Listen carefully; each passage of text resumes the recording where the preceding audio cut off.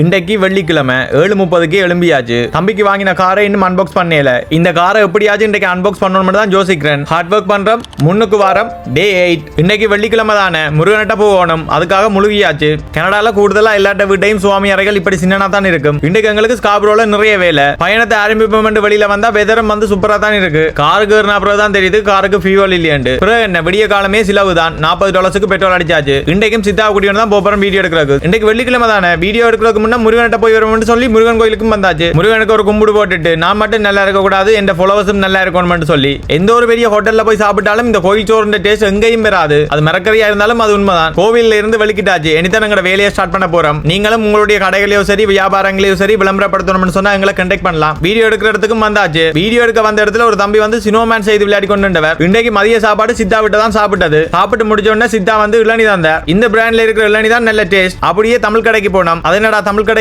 யோசிப்பீங்க. கனடால தமிழாக்கள் கடை வச்சிருந்தா தமிழ் கடை தான் சொல்லுவார்கள். இந்த பிஸ்கெட்டை யாருக்கெல்லாம் தெரியும்? இதை தேங்காய் பூ பிஸ்கெட்னு சொல்லுவோம். கடைக்கு போன நேரத்தில் கச்சா நல்வாவை பார்த்துனாங்க. கச்சா நல்வா சாப்பிடணும் போலயே இருந்தது. கனடாக்கு வந்த பிறகு இன்றைக்கு தான் கச்சா நல்வாவே சாப்பிடுறேன். பிறகு என்ன வீட்டை வந்தாச்சு. வீட்டை வந்தாலே எடிட்டிங் தானே. ஃபுல் வீடியோஸ் வாங்கி யூடியூப் சேனல்ல வரும். மறக்காம அக்கௌண்டே ஃபாலோ பண்ணுங்க. பாய்.